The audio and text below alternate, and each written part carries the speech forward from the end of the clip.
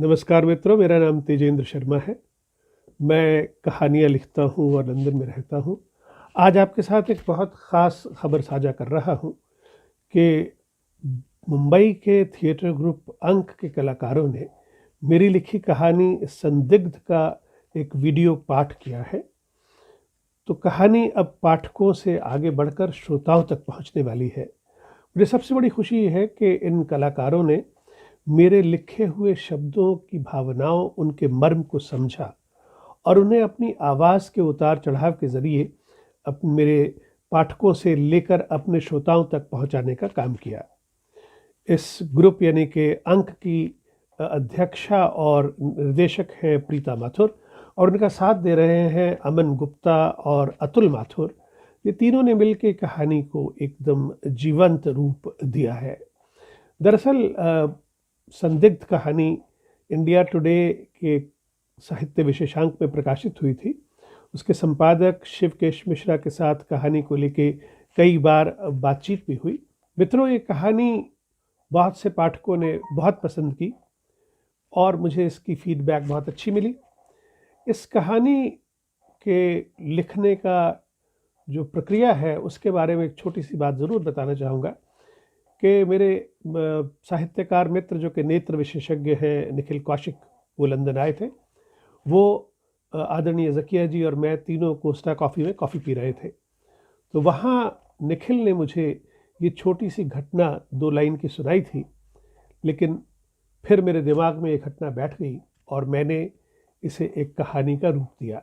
ये कहानी 2 भागों में है, तो लीजिए सुनिए प्रीता माथुर, अमन गुप्ता और अतुल माथुर को मेरी कहानी संदिग्ध सुनाते हुए। शुक्रिया।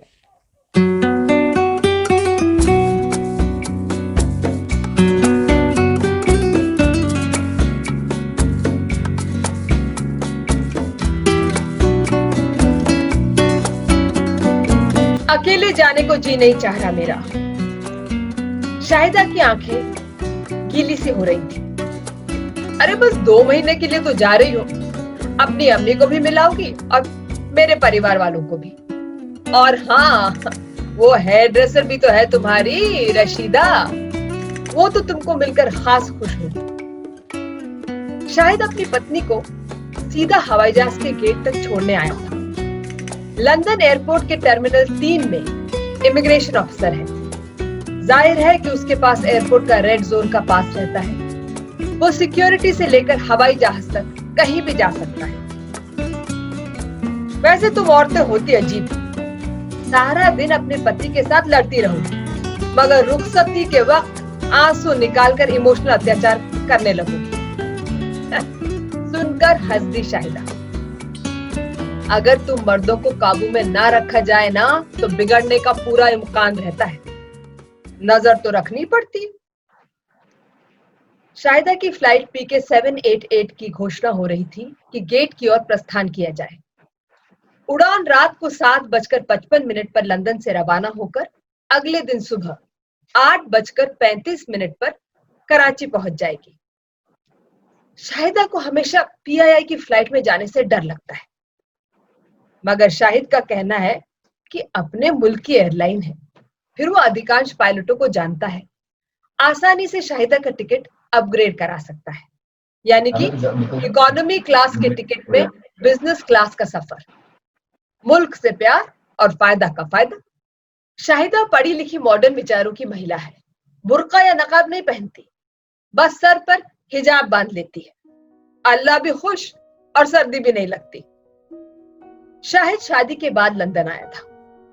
शाहिदा के पास पहले से ब्रिटिश नागरिकता थी, लिहाजा शाहिद को उसका शौहर होने के नाते ब्रिटेन में बसने का हक मिल गया। पढ़ा लिखा और बातचीत में भी होशियार था ही। जल्द ही बोलने के अंदाज में लंदन का लहजा भी ढाल लिया। अब वो अंग्रेजों के साथ उनके अंदाज में ही बात करने लगा था। शाहिदा की तालीम लंदन में ही हुई थी, तो दोनों ज्यादातर अंग्रेजी में ही बातचीत करते।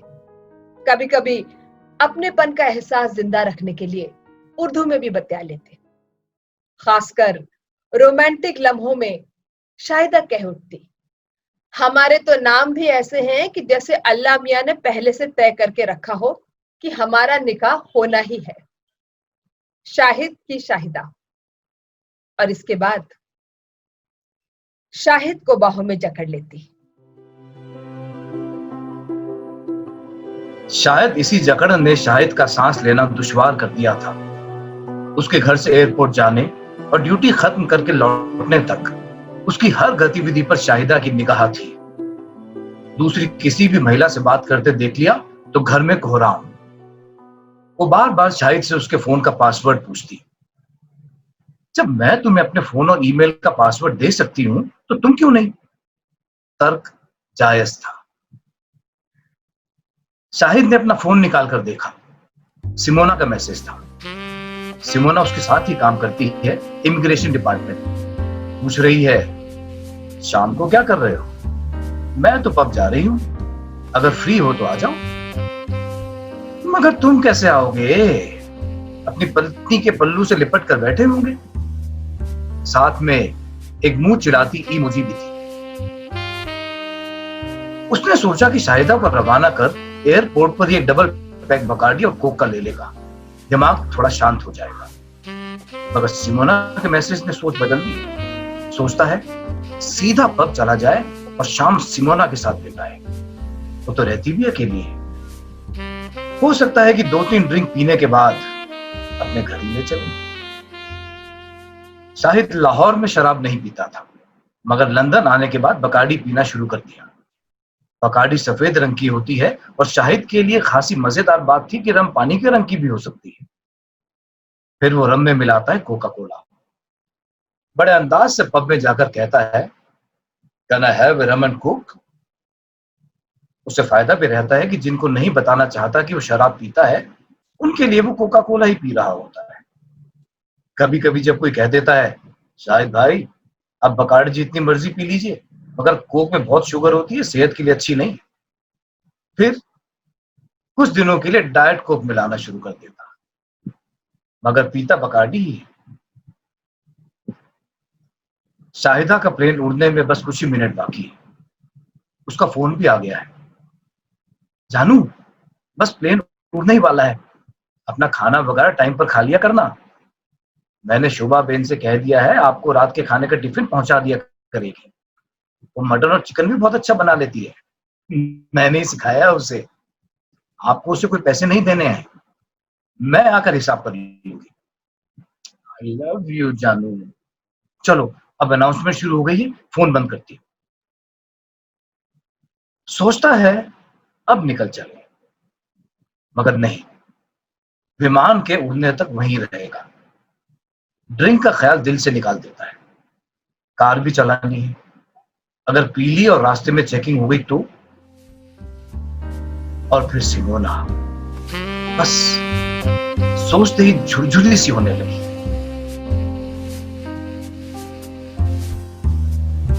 शाहिदा से पहली बार उसकी तू तो मैं हुई जब उसने उसे हसीना के साथ बात करते हुए देखा था। उससे बर्दाश्त नहीं हो पाया था। अभी तो उसका ब्रिटिश पासपोर्ट भी नहीं बना था।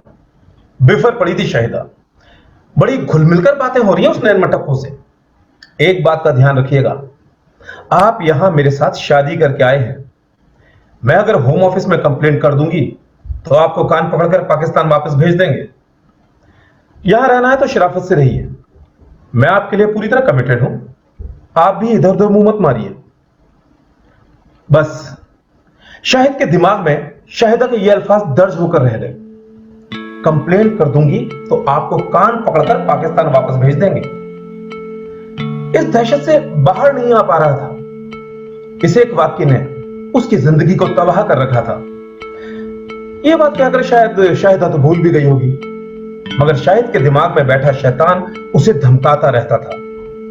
यह औरत तुमसे नाराज हुई और तुम वापस पाकिस्तान। एयरपोर्ट से घर पहुंच गया। रास्ते भर न जाने क्या क्या सोचता रहा कि अब उसे पब और सिमोना का कुछ ख्याल ही नहीं रहा। बस घर पहुंच गया। थोड़ी देर के लिए बिना जूते उतारे बिस्तर पर अधलेटा सा पड़ गया। उसका दिल चाह के अचानक उठकर नाचने लगे। अब की बार तो 2 महीनों के लिए गई है, पूरे 60 दिन की आजादी। वाह, गहरी सांस भरी शाहिद ने। वैसे शाहिदा तो पहले भी पाकिस्तान जाया करती थी, फिर भला अब की बार ऐसा क्या हो गया कि उसे इस कदर खुली हवा का एहसास होने लगा है?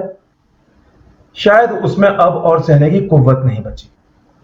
शाहिद उठा और बाथरूम में जाकर लिस्ट्रीन के गरारे की। एकदम फ्रेश महसूस करने लगा।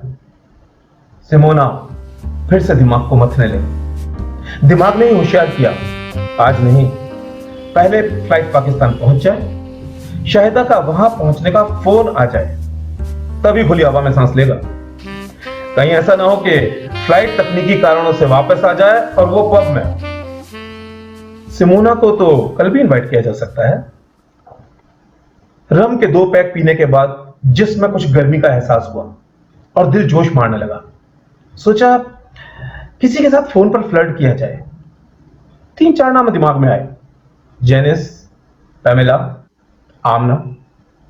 फिर सोचा आज का जश्न अकेले ही मनाया जाए। पीते पीते ही नींद आ गई। सुबह उठा तो अभी कल का हैंगओवर बाकी था। पानी में एल्का सेल्जर की गोली डाली और उसके उफनते हुए बुलबुलों को देखने लगा।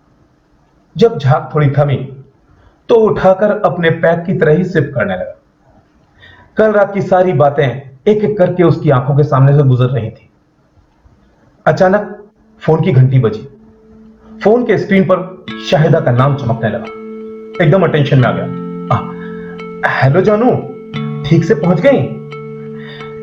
फ्लाइट बहुत आराम से कटी। मुझे क्लब में अपग्रेड कर दिया था।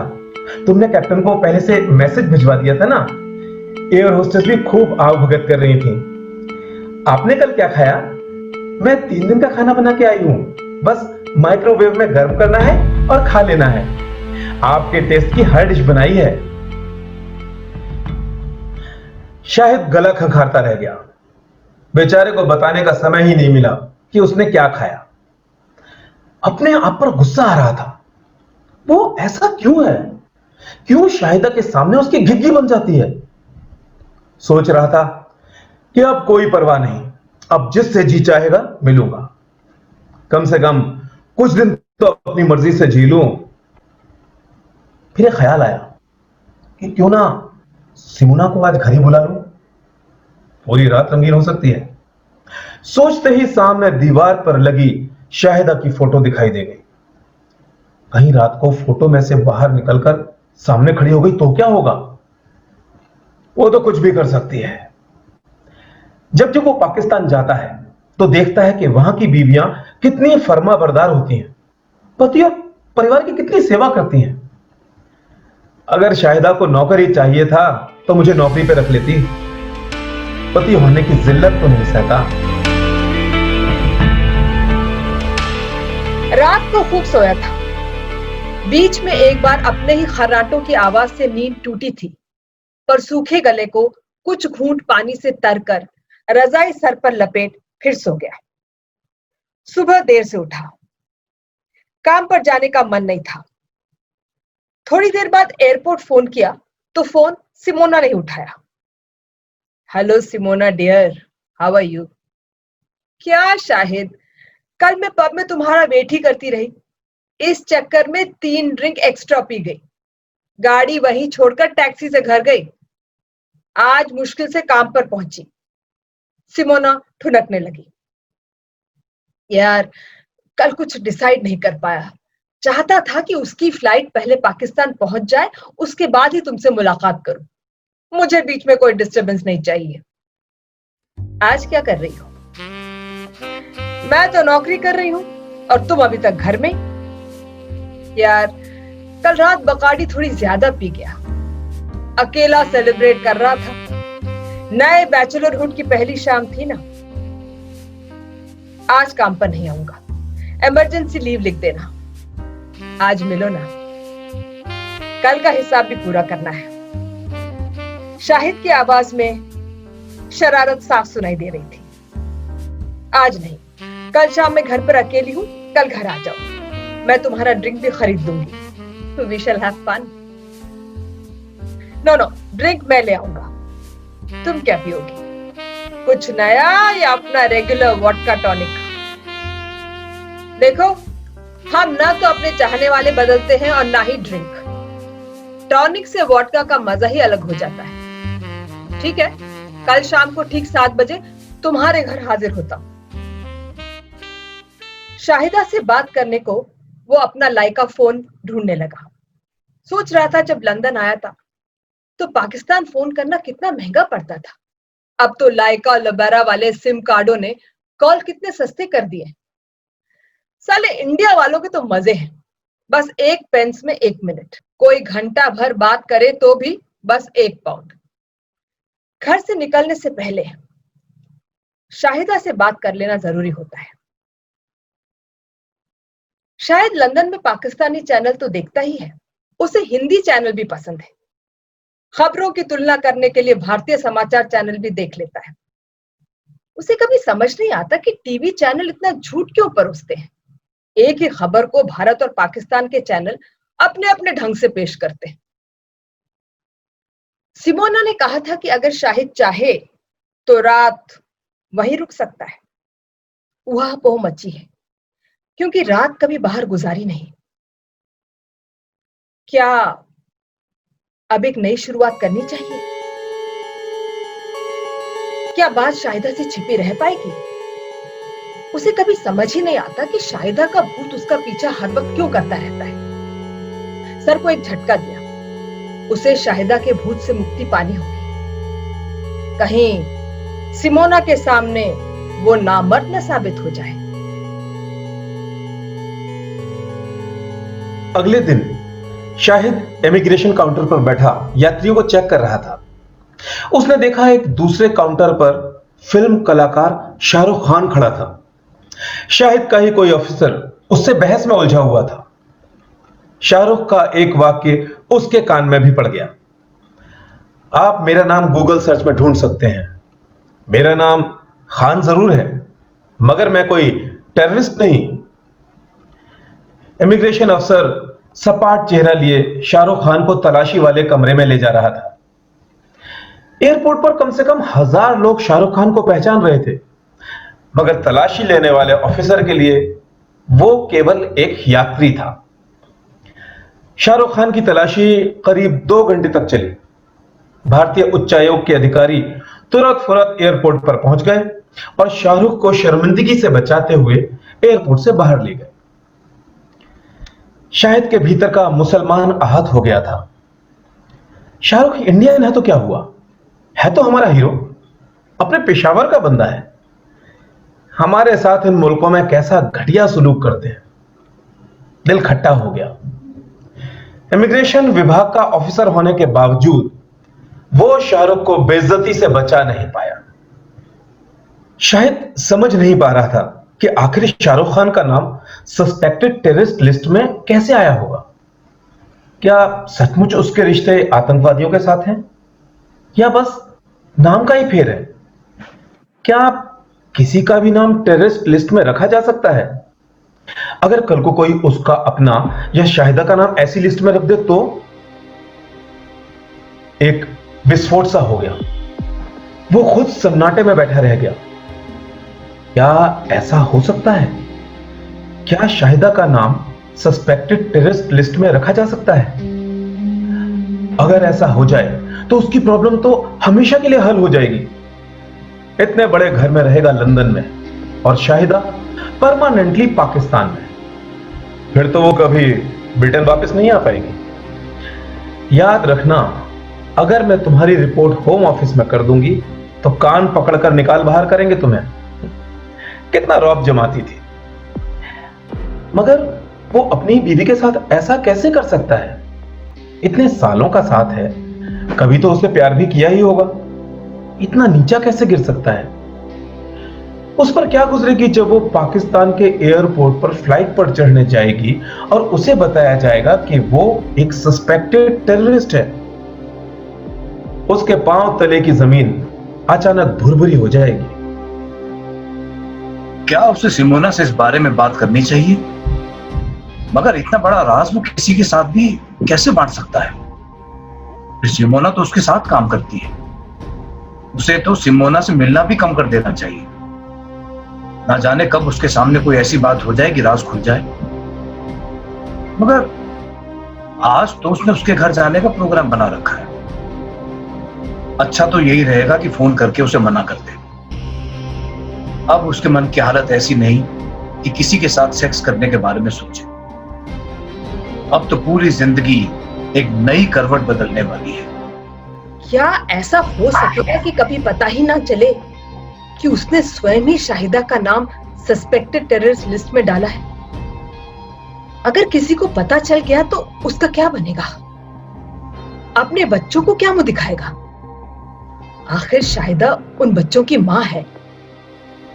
क्या सारा जीवन ये नाटक कर पाएगा कि वो शाहिदा को ब्रिटेन वापस लाने की कोशिश कर रहा है? इसकी लीगल इम्प्लीकेशंस क्या होंगी? नहीं समझ पा रहा था कि कैसा महसूस हो रहा है। दिल कहता है कि आज ही ये काम कर दिया जाए। दिमाग कहता है कंट्रोल कर शाहिद, पहले अच्छी तरह सोच विचार कर ले। हिसाब लगाने लगा किस दिन उसकी ड्यूटी उस सीट पर होगी जहां सस्पेक्टेड टेररिस्ट लिस्ट को अपडेट किया जाता है।